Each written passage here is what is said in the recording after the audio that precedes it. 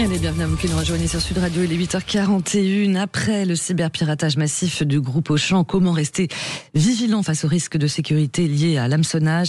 On va poser la question à spécialiste Damien Bancal, spécialiste des questions de cyberintelligence et fondateur du site zatas.com. Bonjour Damien Bancal. Bonjour. Merci d'être avec nous.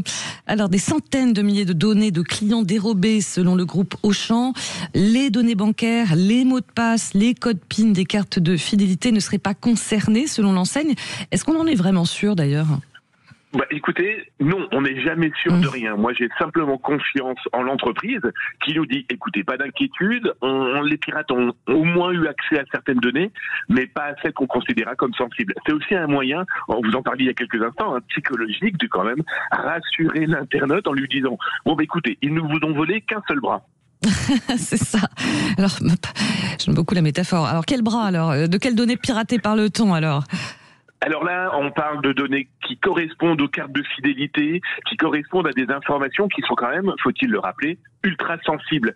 Pourquoi ultra sensibles ? Parce qu'une carte de fidélité, et moi ça fait quelques années que j'en parle, eh bien écoutez, c'est simple, il y a votre nom, votre prénom, votre téléphone, votre adresse, mais aussi toute votre consommation, qui vous êtes en tant qu'acheteur. Et ça, qu'on le veuille ou non, pour un pirate informatique, ce sont des éléments qui pourraient potentiellement lui permettre de vous appeler, de vous convaincre, par exemple, d'être véritablement l'entreprise qui a été piratée, mais aussi ensuite pouvoir collecter d'autres informations qui vont lui permettre une cyberattaque beaucoup plus vicieuse et surtout beaucoup plus pernicieuse qui pourrait viser par exemple vos données bancaires. Mais alors justement, toutes ces entreprises bancales savent que ces programmes de sécurité, de fidélité, sont particulièrement visés, ils sont pas mieux protégés en fait ? Il faut être très honnête, Auchan d'autant plus, je sais qu'ils ont des équipes ultra carrées, ultra précises, mais on n'est jamais à l'abri. C'est ça le gros problème, c'est que le piratage informatique, il faut savoir qu'un pirate n'a pas besoin d'être un génie, d'ailleurs ça n'existe pas. Ils ont malheureusement besoin d'avoir une chance une seule fois.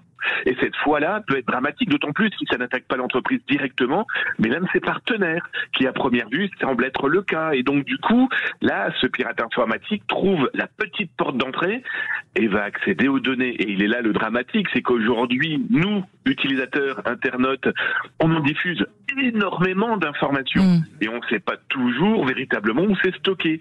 Et le problème, c'est que le pirate informatique, vous savez, c'est un bateau de pêche. Il lance son filet dans l'océan numérique et tout ce qui tombera dedans deviendra pour lui malheureusement une potentialité malveillante. Ouais, c'est ça. D'ailleurs, on ne connaît pas encore la nature de l'intrusion. On n'en sait pas trop plus sur l'origine de l'attaque, s'il s'agit d'un acte isolé ou pas.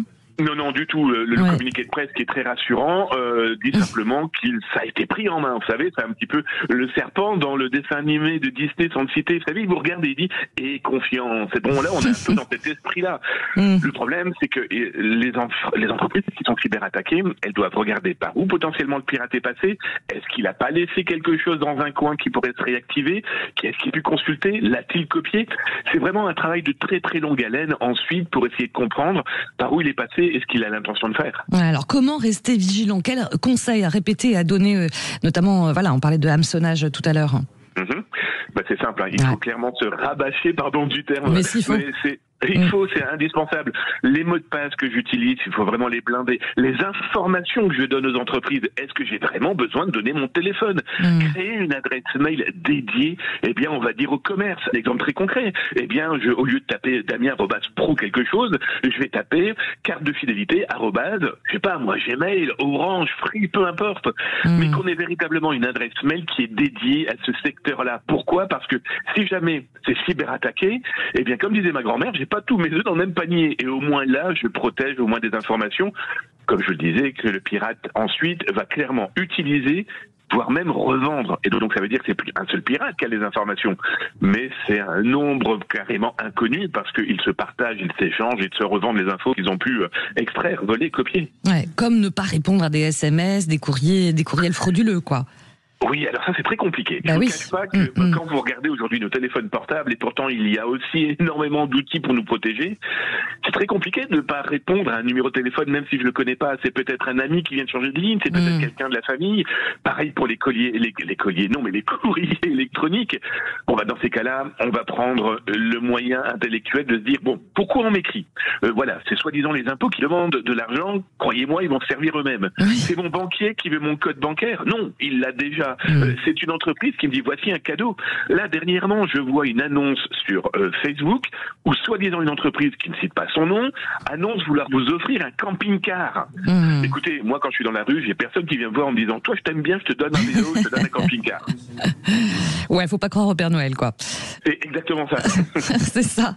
Bon, en tout cas, merci beaucoup pour vos lumières, Damien Bancal, merci.